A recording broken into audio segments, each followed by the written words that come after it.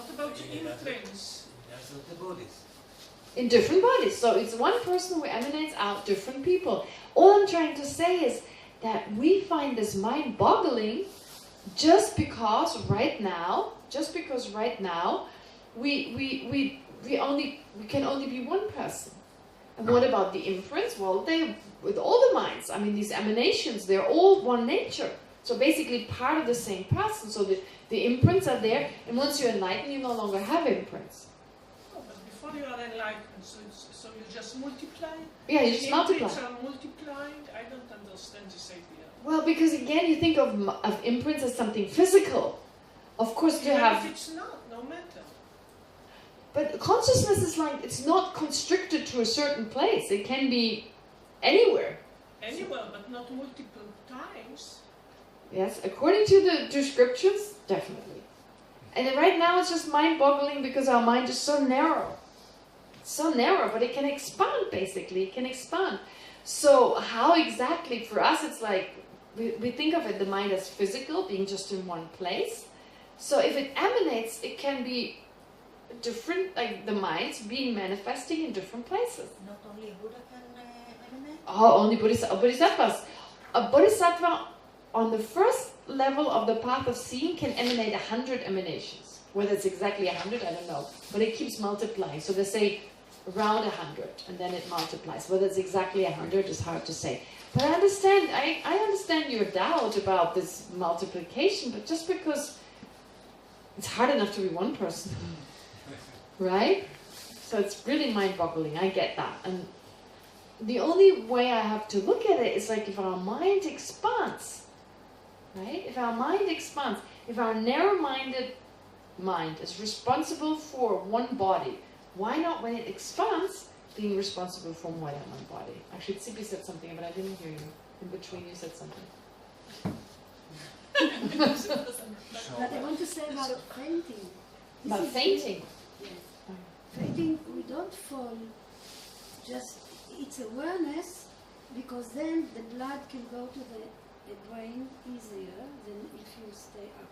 So there is something functioning and say, oh, it's dangerous, you have to lie down, so the blood, the heart will not be working with it. Yeah, there may be a biological reason, but the point is that the exertion... Yeah, no, of course there's always awareness. Who says there's no aversion? There's no awareness. But the exertion that keeps me upright, that is no longer there. I'm just trying to make this point. Because someone told her, some awareness told her, this is it doesn't matter who tells her. Who cares about the telling? It's like there's the exertion is no longer... So the point is that there must have been exertion while I'm awake. That's the only point I'm making. Whether there's... So, but we don't notice. We don't notice that right now we have exertion that keeps... It seems like it's just automatic. What is exertion? סוג של מאמץ קטן, אני חושב. של מאמץ קטן. זה לא יש כוונה, זה לא קורה מעצמו סתם, אופן אוטומטי, יש פה exert yourself. It comes from exerting, right? Yeah. exert זה מאמץ, להתאמץ, אז סוג של מאמץ קטן. It's a motivation. מאמצון. It's even more... לנשום ומאמצון, זה לא How should I say, developed than we imagine. Well, that may be the case, and then that's just a theory, we don't know exactly, but let's say, okay, this is the case, we don't know, but the point is that, what I'm trying to say is that there are awarenesses, right now, we're not aware of. We're not aware that there's a consciousness that has the motivation to stay upright. So the exertion is really just saying a motivation to stay upright, and to continue staying upright. Or think of driving a car, maybe that's easier. Right? When you drive a car, it seems it's automatic. We actually use the word autopilot. It's not a reflex. There's still an exertion, an effort there, because if we were to faint, that effort is no longer there. Because whatever happens, it doesn't matter, because there's another mind that has to now come up, which is necessary, so there's no space for the exertion. The point is, therefore, it's not really automatic. If we were an autopilot, then even if we faint, the body would continue doing its thing. But it's not just the body, it's the mind that is involved. So what I'm trying to say is that there's so many awarenesses doing so much. We have no idea. So much subconscious. Yes. What happens when we are asleep? When we sleep? what happens when we're asleep in terms of what? To the mind, to the awareness, consciousness. It becomes subtler. It becomes subtler. It's a subtler type of awareness. It's subtler than the one we have right now. So during deep sleep, it's very subtle, and the object is just blackness, nothingness. That's why we just only remember blackness, nothingness. But then you have dream states that are also subtler, but not as coarse as when we're awake. What is exhaustion? לפי מה שרשום פה זה להסיר או להאיץ. exertion, איך? H, נכון? Say again? EXH. Sorry, I don't know. זה להסיר, להאיץ. לא, EXE. Lucid dreaming. exert. Exertion? E-X-E-R. כן. T-I-O-N. EXER. E-X-E-R. T-I-O-N. T-I-O-N.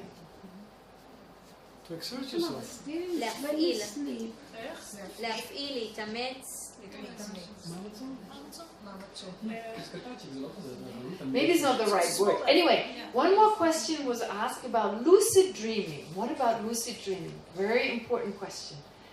Actually, we talk about different levels of consciousness. Now, so far, with Buddha nature, we come to this more towards the end, we just talked about normal coarse consciousness. But actually, there are also subtler levels of consciousness which we cannot control right now. We have no control over the subtle minds. So our dreams are usually very confused. When we're in deep sleep, we have no awareness at all. We're not aware of being in deep sleep. And when we die, eventually, so a lot of practice, and this is more tantric practice, deals with becoming aware of subtler types of consciousness.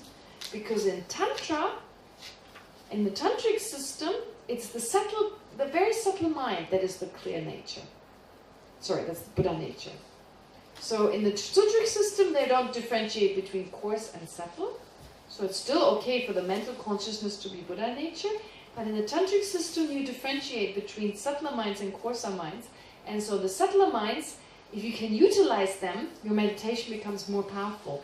So you use a dream, for instance, you train yourself in lucid dreaming, and then you're able to control your dreams. You can go, let's go and meditate. Let's do, right now it's just the afflictions go here and there. But you can actually learn in your dreams to meditate and so forth. Receive teachings. Amazing, right? Dream about receiving a teaching by His Holiness the Dalai Lama that you didn't receive before. Some explanation that, that's the power of the mind. You can make it happen if you learn how to control your mind. So lucid dreaming is a particular learning to, it's called dream yoga basically. It's in English you would say lucid dreaming, but the Tibetan word is dream yoga. So literally dream yoga, where you learn to control your mind during a dream. And and that makes sense during any subtle state. Then you control your death. Because like falling asleep, when we die, the process of dying is very similar to the process of falling asleep. In fact, what is the word in Hebrew?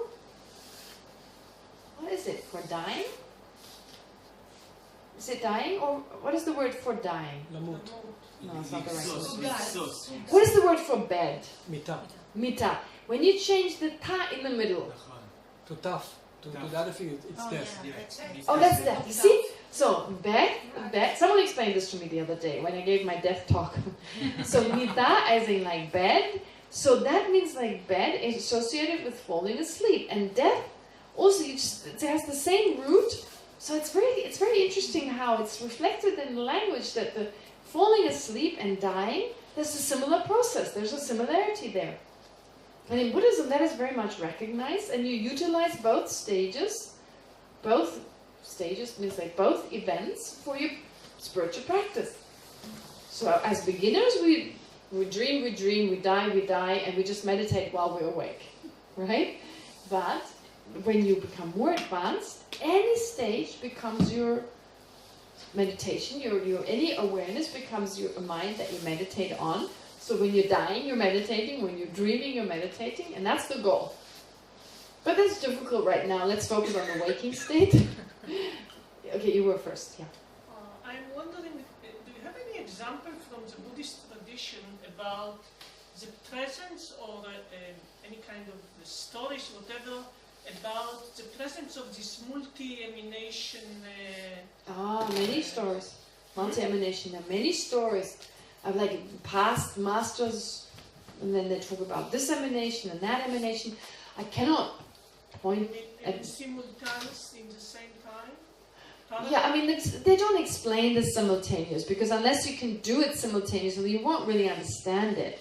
Because we're so materially oriented, for us to be, for our mind to manifest in different forms, it seems like that's mind-boggling. Because right away we have this material Science fiction. Seems like science fiction or something, yes, or like magic. So there's no actual explanation where it says, this is the mechanism. No, They're just stories. No, the question is are there any stories, experience of somebody that... Of course, this Lama, he emanated in this realm and at the same time in that realm. So we read some of the biographies of some of the Lamas. For instance, there was a Lama, now I forget his name. When I'm in my room, I remember, and I'll tell you tomorrow then. There was this incredible Lama, and he has manifested, there's 3 reincarnations. One is Dzongtsa Khyentse Rinpoche, one was Dilgo Khyentse Rinpoche, and there was another person. So there are 3 reincarnations recognized. So these are the emanation of body, speech, and mind.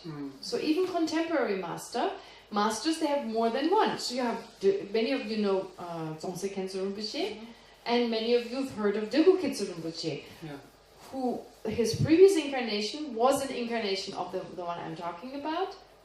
But it's mind-boggling because they existed at the same time.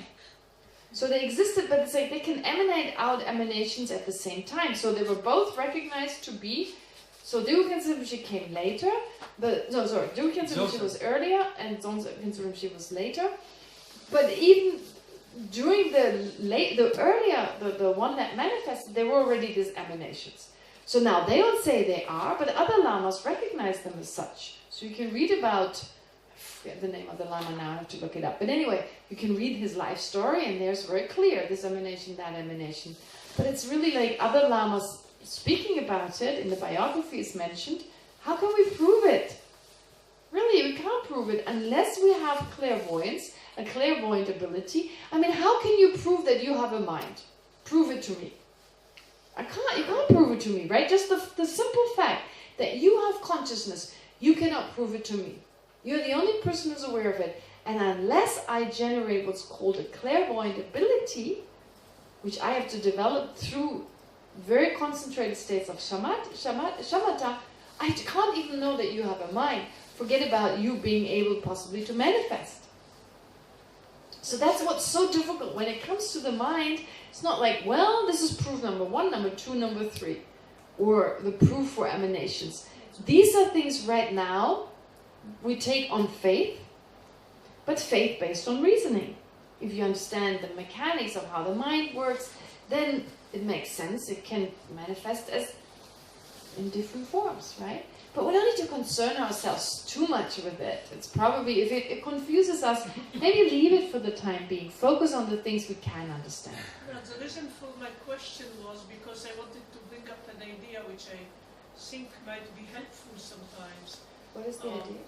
That it's in continuation what we talked in the break. Mm-hmm. Yeah, things that we don't see, but we believe might exist. Yes. We may not see, but they leave traces, or imprints, not imprints, but traces that we can detect the traces. We cannot detect the thing, but we can detect what they leave behind. Right. Kind of residues of their existence. I get what you're saying. So like particles, for example, we cannot see them, but we can see the traces. That a residue or a sign for their yes, existence. Exactly. So this was the reason for my question. Are there any stories showing that they might have existed in parallel emanations, I don't know where? But a story could be a lie. That's not a reliable sign. True, but if the story is coherent with some idea that you believe might be true according to the law of thinking as you are trying to present us. But you see, there's a fault in that, because what you talk about as a sign for particles, I can see those signs directly, and then infer that they exist.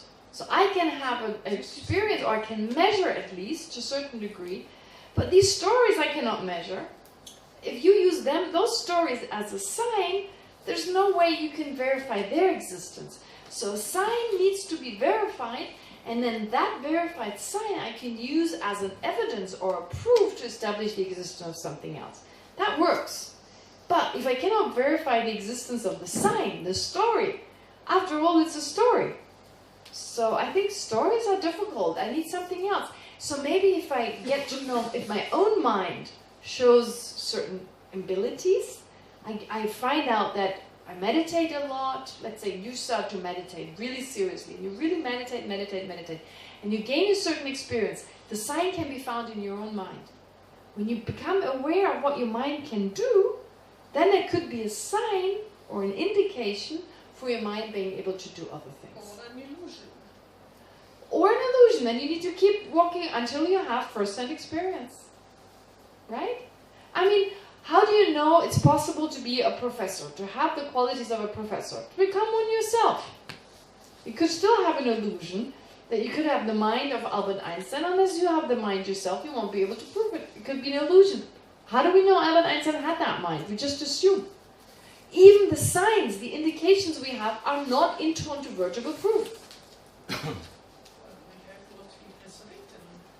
But that doesn't mean... Can you prove to me in one way that Albert Einstein had a mind?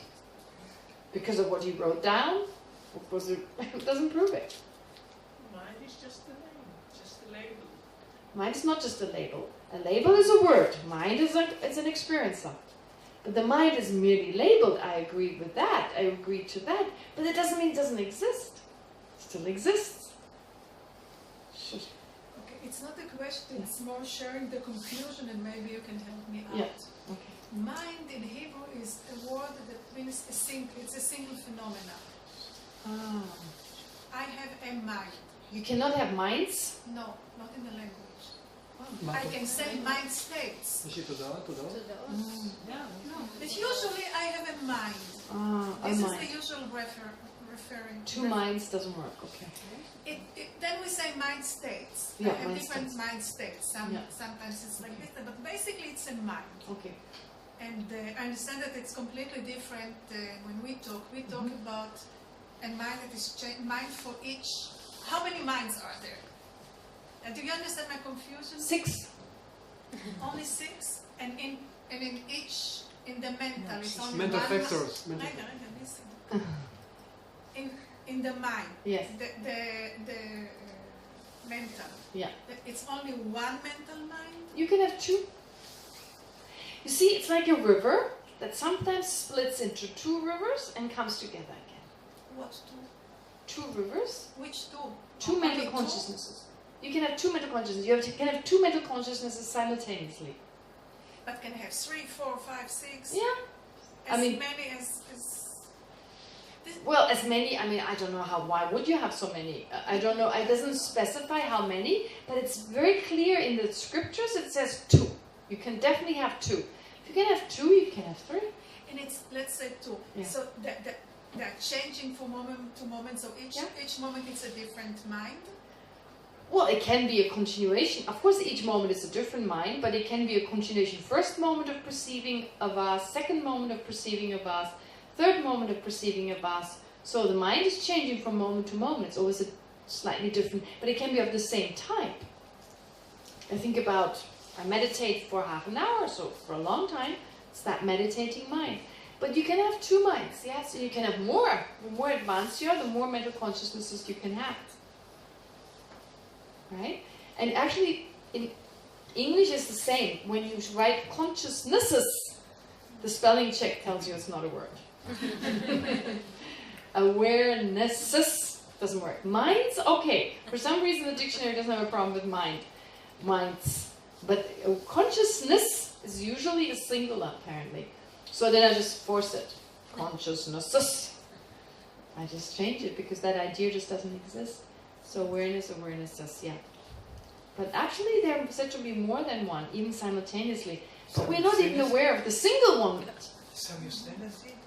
Simultaneously. You can have 2 mental consciousnesses. You said the no ability to be two minds in the same times. Why do people always misunderstand what I say? I didn't say that.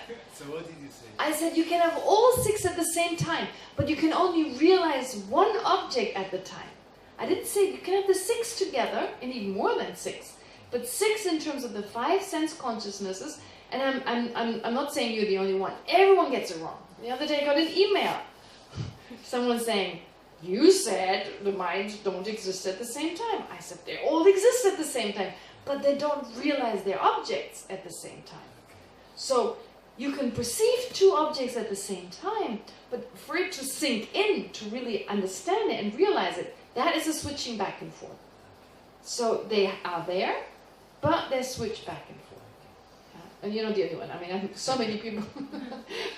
No, I get where this comes from. I totally understand. But I've been re-quoted so many times. I said, and I'm like, no, no, it's fine. It's not easy to understand. I totally get it. Okay, great. You already asked your question. You asked your question. Yes. Oh, all right. Jill, go ahead. Okay. You'll be after now. I was wondering if you can talk a little bit in 2 subjects.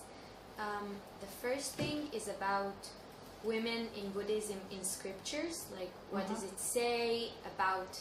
I heard a little bit about enlightenment, but maybe more, and a little bit about how is it today practically. Okay, let me hear your question, because... No, say it again, please. I'll say the question again. It's about women. Mine was connected to what we are talking. Yeah. I'm really confused now about the mind. This is a mind of a regular person. Right. And Yes. what about the ultimate mind? What do you mean with an ultimate mind? No, the awakened mind. Ah, the awakened mind. Okay. So when we talk about the mind of a regular person, you have 6 consciousnesses, and you have a mental consciousness. And you can have 2 at the same time. Now with an awakened mind, if an ordinary person can have 2 mental consciousnesses, so the 5 sense consciousnesses anyway, but then can have a further mental consciousness, if a normal person can, there's no reason an awakened mind can't have more than 1. But why would you need more than 1? One mind can do everything, so you don't need another awareness to arise. Whereas in our case, our mental consciousness can only do this much, certain things, and so then, therefore, you will have 2 sometimes, because one mind can't do the entire job. So I guess that's kind of my answer. Usually we don't say there's, we don't talk much about more than 1 mental consciousness. We rather say we switch back and forth. But since there are explanations in the scriptures, and they're seen as reliable, we do accept it. But it's still debated. Let's put it that way. It's still debated. But there's definitely a sense you can have 2 mental consciousnesses at the same time. It's quite clear.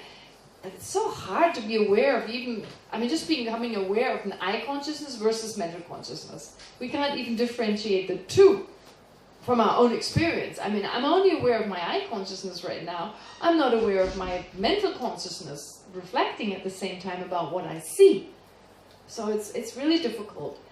But the point is that you can have more than 1. But usually we just talk of 1. Okay.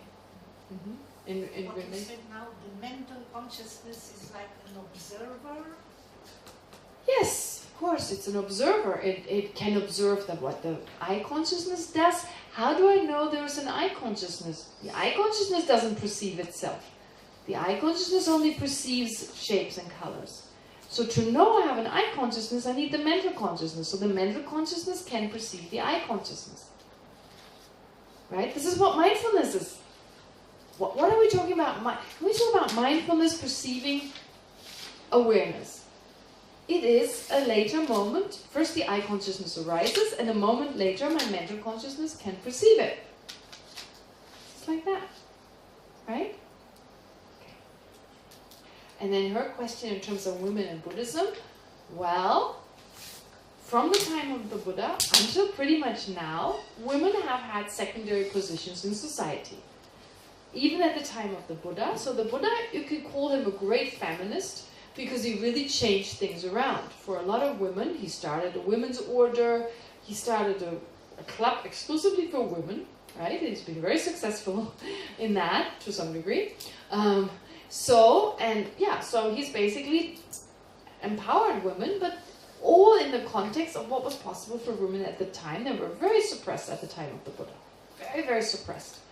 More than 1,000 years before the Buddha's coming. Women had a much higher standing in India. When the Buddha came, women's position was very low. It was one of the lowest.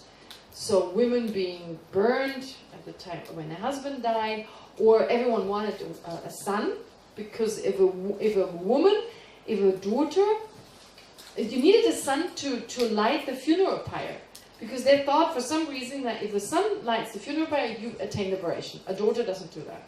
Doesn't make any sense, but anyway, that was the custom in many areas. So everyone wanted daughters. Everyone wanted sons. So ever since that, today also, I mean, so many female children are being killed, and that was true at that time too. So there was a very strong emphasis, and until very recently with the women's liberation, can you tell me a time when it happened in history? No. So women have always been secondary.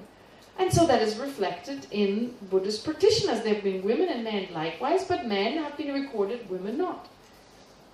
Understanding has been such. So now we're saying, well, that's not a very Buddhist thing to do. Just humans, right? I mean, those few who became Buddhas, they couldn't change everyone's opinion about women. They could teach women are equal, and they go, yeah, and not accept it.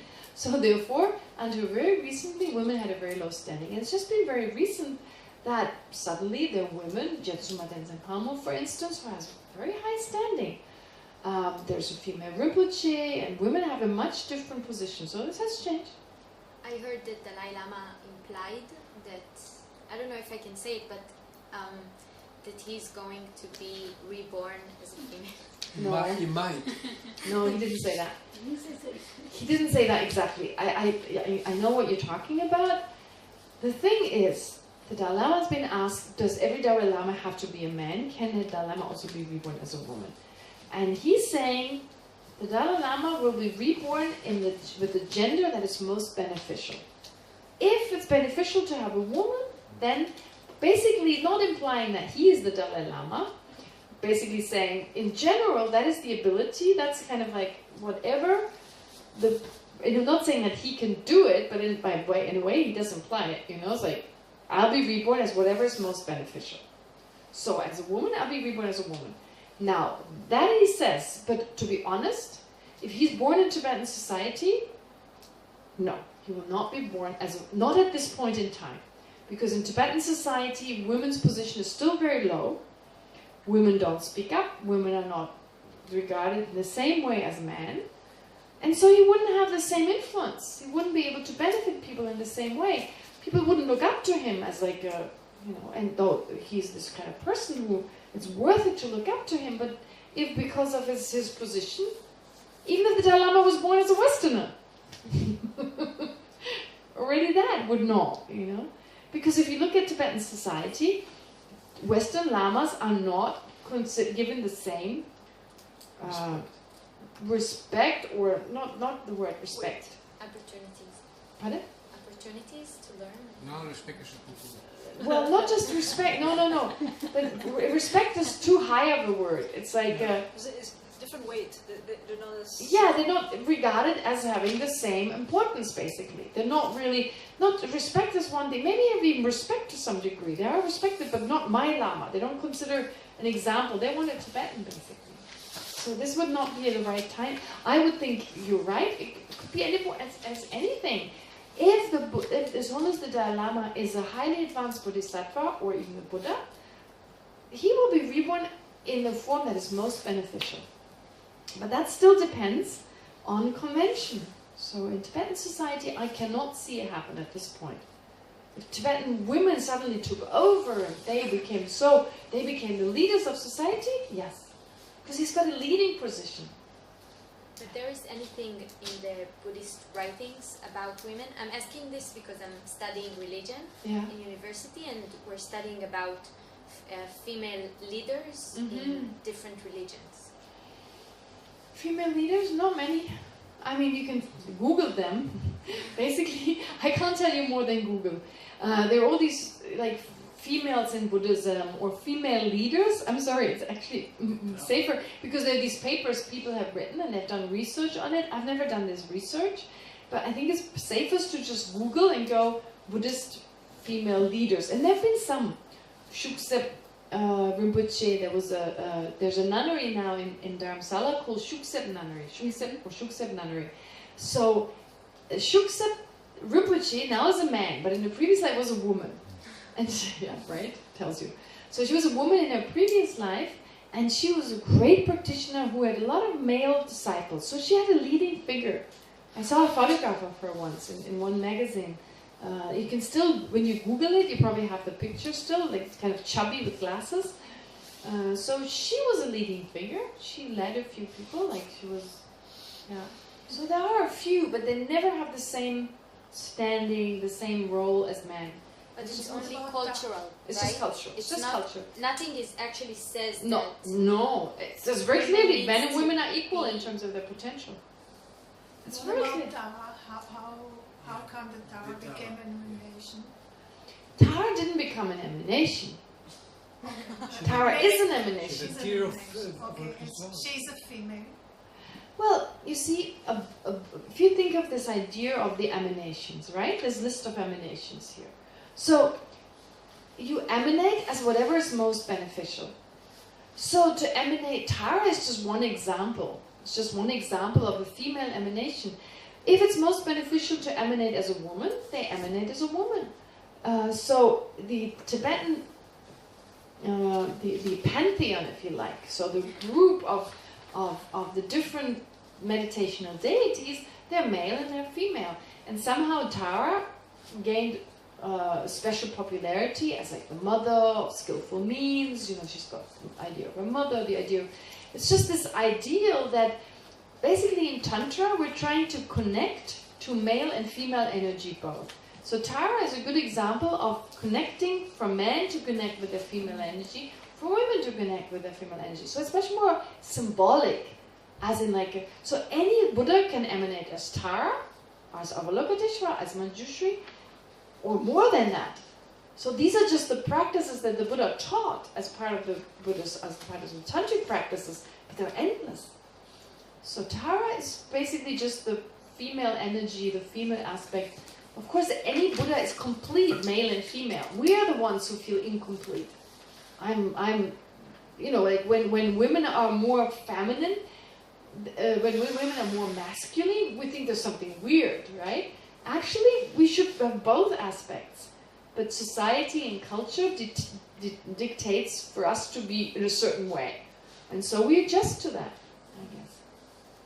So we usually feel incomplete. Sometimes we crave male energy, or men crave female energy, because there's a sense of not being complete. So the energies are not complete. So in Tantra, you bring those together. Right? Gender sounds more scope. All right. More? Anything more?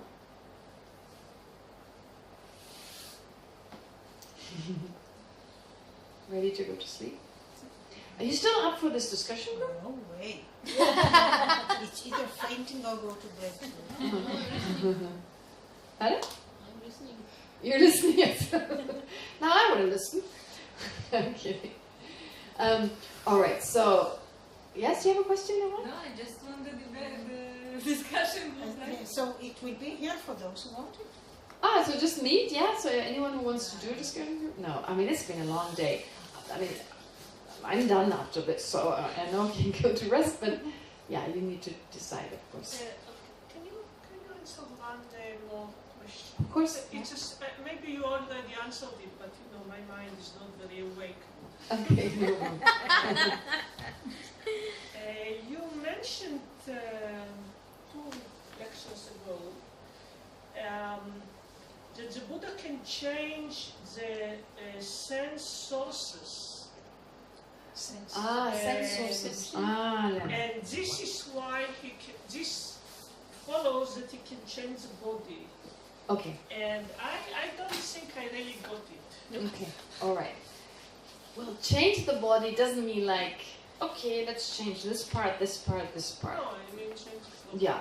So it's like, you see, like, we're born with a certain body, but that's of course only for a certain period that we have this body. So depending on the change of our mind, the quality of our body improves, basically. But eventually, we will not have a limited, fragile body we have now. We'll take on a totally different body. Like Joy's question at the very beginning, you take on this pure body, and you merely manifest sickness and certain shortcomings for the benefit of others. So that's true. Then your sense basis.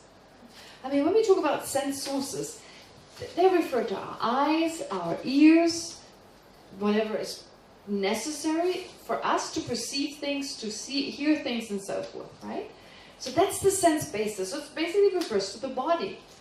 And if your body is no longer this fragile body that we have right now, well, that's an example of where your body has become more distinctive now.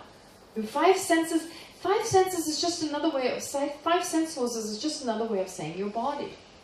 Because especially the tactile, that is the body conscious or the body sense source, goes all over the body. Our ability to experience tactile sensations.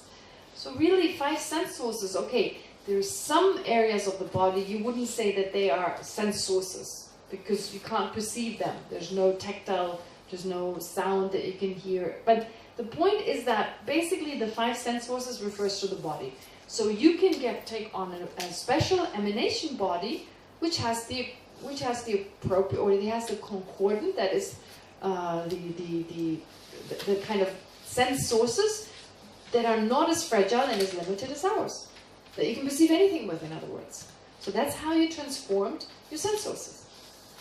Am I making sense? Does that make sense? So just take on a different body. Just think that it's mind over body. Our mind is responsible for our physical state. So this is probably the time to tell you about. Even science, you have that. In scientific, there are two examples I usually give. One example is that of the ladies, the Christian nuns. So some of you get bored. You heard me say it so many times. But there's been research on a group of Christian nuns who have donated their brains to science. So this group of Christian nuns are known to be very socially active, to be intellectually and socially, like they're very, very active in society, do a lot of social work, and they live to a very high age. Most of them live to a very high age, and so somehow they decided to donate their brains after death to science. You can Google it, it's everywhere online. It's in the United States. And after some of them had passed away, their brains have been researched, and many of them had full-blown Alzheimer. Their brains had been destroyed by Alzheimer. But they were very healthy. They didn't have any symptoms of Alzheimer because they kept so active.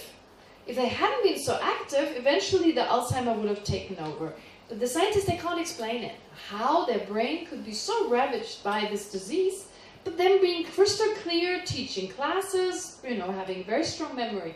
So from a Buddhist point of view, big deal. It's mind over body. If you learn to control your mind, if you use your mind in a specific way, even though your brain can show certain damage, still your mind remains the same.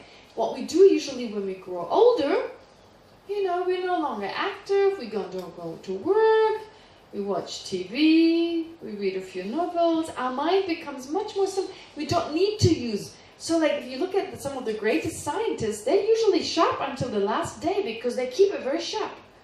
I mean, Albert Einstein, how bright was he until the day he died? So these scientists, in most cases, they keep very sharp and active. So it means if you train the mind, it keeps active. Now, how many scientists' brain do we check for Alzheimer? We don't. It just happened to be the case with those nuns. And scientists can't explain it. How they can have Alzheimer's symptoms in the brain, but the mind not manifesting them. Another example is the boy that was born without a brain. Still have to give you that recording. The boy that was born without a brain. You can Google it. His name is Noah Well. Extraordinary People, the boy without a brain. There's a documentary on him, made in England, I believe. It's about this little boy. Not so long ago, he was conceived, and doctors did a routine check, And they found, and I've told the story slightly incorrectly, but I corrected it, I watched it again the other day. They found that he had a spinal disease, and in the spinal disease, fluid was collected in his spine, and it went all the way up to his brain. And his brain, his head, filled with fluid. And it filled with fluid, it destroyed the brain. So whatever brain had already been there, it was destroyed by the fluid. So they did this MRI scan, and they saw there was only a little bit left at the outside of the skull, and his stem brain, and that was it. So only 2% of brain of an ordinary person was left because of the accumulation of liquid. So then the doctor said to the parents, you better abort the child. This child is not able to live. It will probably die. No way it can breathe on its own. So the parents decided, no, we want to give this child a chance to live. If the child dies, then it's a natural process, but we won't abort. So they didn't abort. And the child was born, and it was breathing. It was breathing on its own. So doctors couldn't explain how these major parts of the brain missing, the child was nonetheless breathing. But not only was he breathing, he was thriving, like a normal child. There was nothing. He had this spinal injury, so like a growth at the spine, that had to be fixed, and it left him paralyzed. But any child who had that would have been paralyzed. So it's just from the waist down. But he could use his arms, and he was fully active. And in fact, at the age of 2, he could speak. He could talk. And you see him, you know, the parents, they did a lot of stuff with him, like exercises, like take the cup, put it here, put your finger to your nose, so that his coordination, his motor skills were trained, and he could talk. He's a very jolly little child, very jolly, you know, he's always been filmed, so he's kind of making extra fun for the camera, but you can tell he's just a normal child. His hat is a funny shape, but then of course it was filled with liquid. They had to release the liquid. And if you look at his dad, he also has a funny head, so it could be something from, so the shape of his head is a little bit elongated, but so is his dad's head. So the point is, they did another MRI check when he was 2 or 3 years old, and his brain had grown. Now he had a brain. So the part that was initially not there, now he had like 80, 85 or 90% of a brain. So his mind was there first. The mind was responsible for him to be able to do all these things, and the mind grew the brain. That's Dharmakirti. That's exactly what Dharmakirti said. He didn't talk about the nuns with Alzheimer and the boy without a brain, but he said exactly this. Now, it just always depends. Of course, some beings don't. Some people, they don't have a brain and their mind doesn't work. But then, that's again karma. We say then the person doesn't have a karma to survive. But if the person has the karma to survive, then even though the brain is not there, they live. As this boy, Noah Wells, is a good example of. So the mind is the most important factor. And I think that's so beautiful. Because, wow, we have this mind. We can't control the physical, but we can learn to control our own mind. How much does it give us? That's such good news, isn't it? Right? If we can start controlling, and initially we start off by just accepting what happens. Right? If we choose not to get upset if someone insults us, then whether they insult us or they don't, it doesn't make a difference, because I'm just as happy, as peaceful as before. Right? But then we can also learn to manipulate our body. I mean, there are cases of a lot of stories, if you're interested in stories, of meditators who heal their own leprosy, who heal their own cancer, because you start to be able to control the energy in your body and start to be able to, and like stories of people walking on water, of course. You can do that, you can, even stories of people flying. You're just basically controlling the energies around you. So this walking on water, I know it sounds ridiculous. It's that kind of like, you know, boring Jesus? Jesus Christ. Right? I don't know. In Hebrew, I mean, my mom always says that. My mom always is like an expert on Buddhism and the Bible. And so she says in Hebrew, or whatever language the Bible was written in, so I ask you, walking at the water and walking on the water is the same word. Is that true? No. Walking on the water and walking? By the water. No. On and by. No, maybe in English you can say... Bible was written in